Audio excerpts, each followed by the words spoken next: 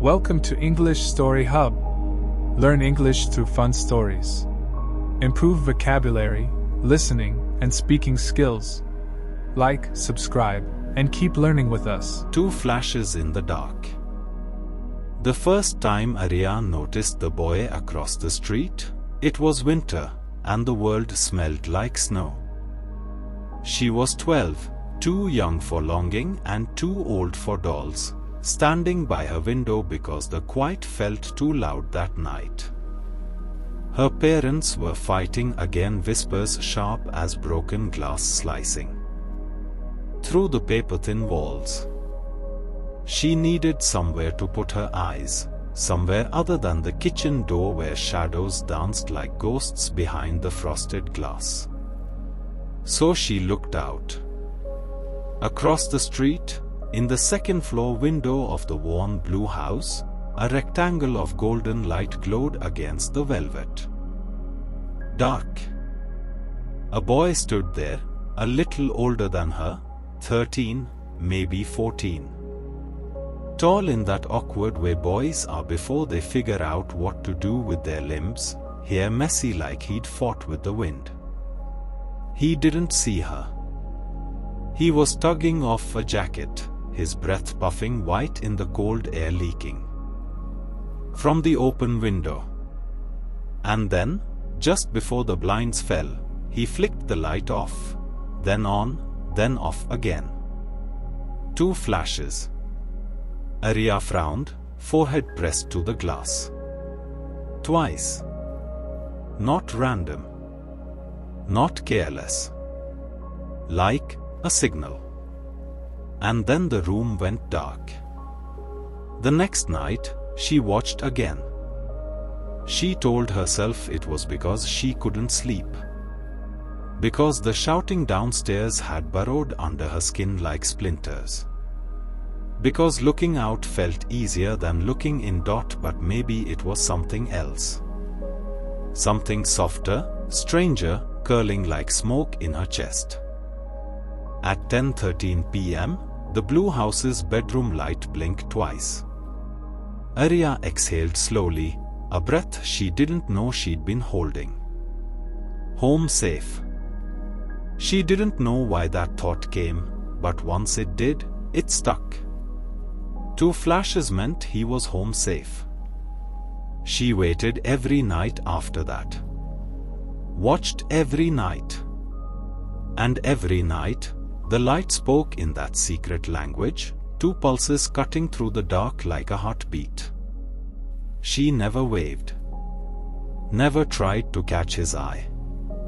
It wasn't that kind of thing. It was quieter. Holier, somehow. A ritual that belonged to no one but them, even if he didn't know she existed. Years like pages, time slid by like rain down glass. Arya grew. Learned the art of invisibility in a house where silence was safer than sound. Buried herself in books, in music, in the kind of dreams that bloomed only in the dark. The boy grew too. She saw it in the way his shoulders squared, the way his jaw carved sharper lines against the lamplight. Sometimes she caught glimpses, him tossing a basketball in the driveway, earbuds slung around his neck, hoodie zipped against the bite of autumn wind. Once, their eyes almost met. She'd been walking home from school, the straps of her backpack gnawing at her shoulders, when he pulled up in a dented silver car. He climbed out, keys swinging from his finger, and for a heartbeat, she thought. But he didn't look at her. Just jogged up the steps, two at a time, and disappeared into the blue house. That night, the light flashed twice at 11:07 p.m. And Arya whispered to the dark, "Home safe." The girl who counted lights. By the time Arya turned 17, the ritual wasn't just habit. It was anchor.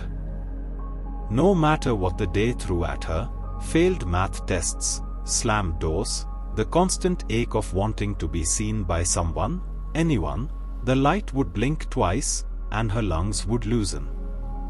It didn't matter that they'd never spoken, that she didn't know his name, that he didn't know hers. The world was loud, messy, brutal sometimes. But this was steady. This was two quiet syllables in the language of light that said, I'm here. I made it. I'm okay. Until the night it didn't come. 10:13 p.m. Rain scribbled down the glass in frantic lines, turning the street into a watercolor blur. Arya sat cross-legged on her bed, physics book open but untouched, eyes fixed on the blue house across the way. 10 o'clock. 10:07. 10:13. Nothing. Her chest tightened, ribs cinching like a fist. Maybe he was late. Maybe his phone died. Maybe he was out with friends, laughing under neon lights somewhere she'd never be invited. 10:30. The room pressed close, thick with a hum of fear she couldn't name. She told herself it didn't matter, that it was stupid to care about a boy she'd never met. But at 11:02, when the window across the street stayed black as a swallowed star, Arya's body moved before her brain could stop it. She yanked on a hoodie, shoved her feet into sneakers, and bolted down the stairs, her pulse pounding like war drums in her ears. The night air slapped her cheeks as she crossed the street, rain soaking her in seconds. The blue house loomed closer, its siding streaked with silver threads of water.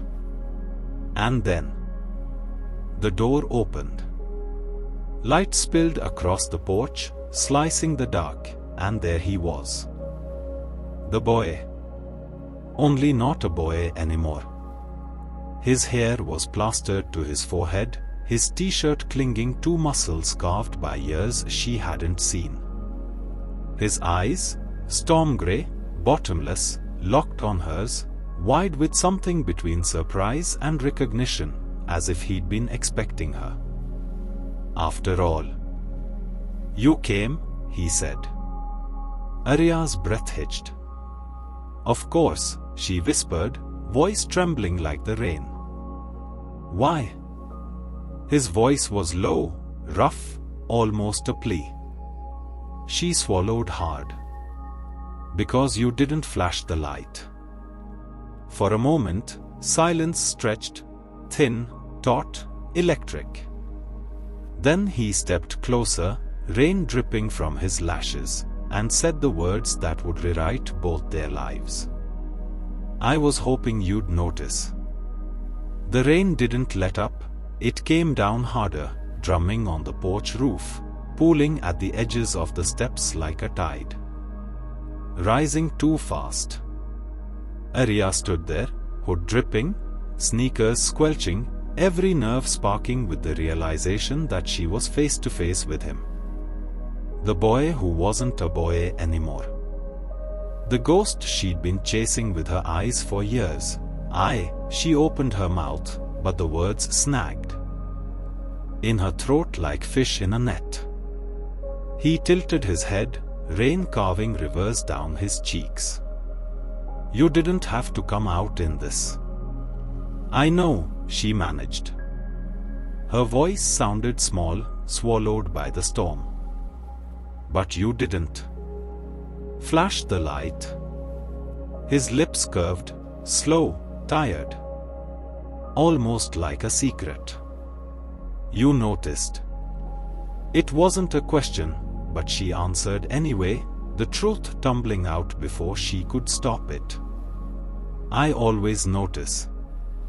Something flickered in his eyes then, something raw, unguarded, like a candle caught in a draught. Come inside, he said. She hesitated only a second before stepping past him into the house. The blue house up close, the inside smelled faintly of cedar and rain. The living room was dim, lit only by a floor lamp casting honeyed light across worn leather chairs and stacks of books that sprawled like sleeping animals. A guitar leaned against the couch. A few loose strings coiled like silver vines. It was warm. Quieter than she expected, given how loud the rain still battered the windows. He shut the door, shaking water from his hair. "Sorry about all this," he said, gesturing vaguely at the storm, or maybe the space between them. "Didn't think anyone would notice if I missed one night." Arya wrapped her arms around herself, not sure what to do with her hands or her heart. "You were wrong." That earned a laugh, soft, low, but real. "Guess so." For a moment, they just stood there, silence thick but not heavy. Then he said, "I'm Ethan." She blinked. The name rolled through her like a tide. Ethan. Of course he had a name, but hearing it felt like crossing some invisible line. "Arya," she said. He smiled, small, almost shy. "Figures." She frowned. "Figures what?" "That you'd have a name that sounds like music." Heat flushed her cheeks, and she was grateful for the dim light. Questions, half answers. They sat on opposite ends of the couch, a gulf of worn leather and unspoken things yawning between them. Ethan handed her a towel, and she pressed it to her dripping hair, words tangling on her tongue. "So," she started, then stopped. He raised an eyebrow, waiting. "Why didn't you?" She gestured vaguely toward the window, toward the unlit room upstairs, toward the ritual that had tethered her for years. Ethan stared at his hands, knuckles pale against the shadowed folds of his jeans. For a long moment, she thought he wouldn't answer. Then, "Got home late," he said, voice flat. Too flat. Things got complicated. She studied him, the tense line of his jaw, the faint purple bloom of a bruise. At his temple she hadn't noticed before. Her pulse skittered. Complicated how? His eyes flicked to hers, storm grey and guarded. "You don't want to know." "Yes," she said softly. "I do." Something in his expression cracked then, not much, just a hairline fracture, but enough to let her glimpse the weight he was carrying. "Not tonight," he murmured, standing so abruptly the couch groaned. "You should get home before it gets worse out there." Arya rose slowly, heart thrumming with questions that clawed at her ribs. Will you flash tomorrow?" He gave a crooked half smile, one that didn't quite reach his eyes. "You'll see." And before she could press, before she could anchor herself to anything solid, he was holding the door open, and the rain was swallowing her whole. The longest walk back, the storm had teeth now, biting at her hood, clawing at her jeans. Arya ran, shoes slapping puddles, breath hitching like sobs even. Though she wasn't crying. Not yet. By the time she reached her house, she was drenched, shivering, her mind a whirlpool of images, his face in the doorway, the bruise at his temple, the shadows in his voice. She toweled off in the bathroom, avoiding the mirror because she didn't want to see the question blazing in her eyes. What happened to him? And beneath that, quieter but sharper. Why do I care this much? Midnight confessions. She didn't sleep. Just lay there, staring at the ceiling, listening to the rain gnaw at the gutters. At 12:43, she couldn't stand it anymore. She slid from bed, crossed to the window, and parted the curtain with trembling fingers. The blue house was dark. Except, no. Their daughter glow, faint as a ghost, flickered behind the blinds. Once. Twice. Arya's breath caught. Relief hit like warm water after a frost, followed fast by something fiercer, something that burned. She pressed her forehead to the glass, whispering into the dark, "Home safe." But the words felt fragile now. Unsteady. Because for the first time since that winter long ago, she wasn't sure what safe really meant. The day after the rain broke by morning, leaving the world scrubbed raw and silver. Arya walked through school like a sleepwalker, Ethan's face haunting every blank page of her notebooks. By last bell, she'd made up her mind. She was going back. Not because she wanted to, because she had to. Because there were too many questions coiled in her chest like snakes, and she couldn't breathe around them anymore. What she didn't know, what she couldn't know, was that Ethan was already waiting. And that the truth would be nothing like she imagined.